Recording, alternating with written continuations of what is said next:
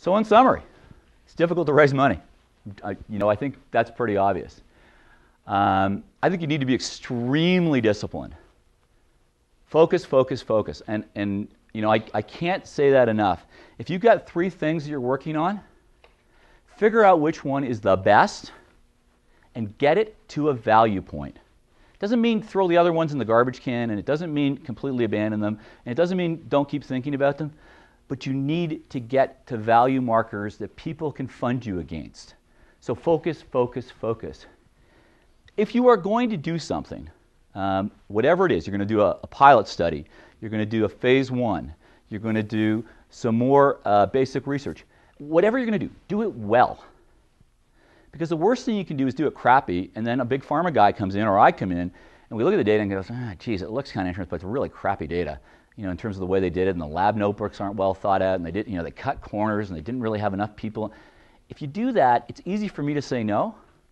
It's easy for the pharma guy to say no. But if you do it well, you show, man, your lab's tight, and your research is really solid, and it's all well documented, and there's a real discipline behind how you got there, that makes your life easier when you want to finance. Pursue every logical alternative. And I think someone else is going to talk about government programs today, and I was actually impressed with just how much government agency-based stuff I saw earlier in the talks today. Certainly a lot more programs available here than I had realized. But one area I'm going to talk to you about is think about foundations and people who have an interest. So I'm working with a company in Toronto that just spun some technology out of sick kids. They got a $6 million grant, pure free money, to run their clinical program from a foundation where someone happens to be interested in that area, right? And you got lots of these foundations, juvenile diabetes, cancer associated, there's all kinds of foundations where if you really hit their sweet spot, autism, anything, you'd be surprised how much capital is available from those players. Be creative about how you think about partnerships with big pharma and big biotech. CEO of Merck came out literally November 5th, and he said publicly, Merck's got a big problem. We do 50 deals a year. We're going to double that. We're going to go to 100. And by the way, we have we have $8 billion in cash on our balance sheet, and we generate $15 billion of free cash flow a year. So we're going to buy innovation. So think about how you get some of that bought innovation, how you get on their calendar, what you do, and how is it relevant to these guys. And then finally, do exactly what you're doing today. I think this is a fabulous forum. I'm a really big believer in getting engaged with all the stakeholders in the continuum, whether it's guys like us, whether it's later stage, early stage, iBankers, angels, lawyers, regional development groups, clinicians. I didn't put ACAMP up there, but this is a slightly more generic presentation than that, so sorry about that, guys. CEOs, whatever. This is a really good way to figure out what the continuum is and how you participate in it. Thank you very much.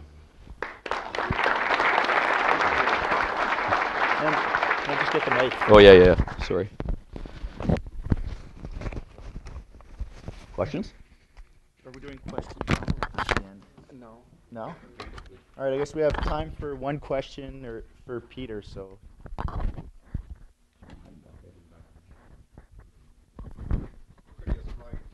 I'll yell. I'm good. Okay.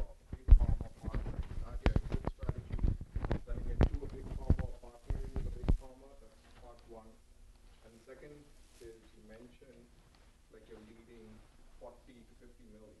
How much does Lumira put in, and how many co-partners do you take when you lead the investment? Yeah, great. So great. Two really good questions. So we always envision that our exit will be an acquisition. But if you look at that list, we've had 5 IPOs, 5 NASDAQ IPOs of the 12 liquidity events we've had. If we can get our company public, we're really, really happy to do that. And it's not that we say, we don't like IPOs. We certainly don't like Canadian IPOs where people raise $3 million. That doesn't appeal to us. I mean, every one of our companies who's IPO'd has raised $40 million or more. So we are big fans of IPOs where we can get capital that's cheaper than ours.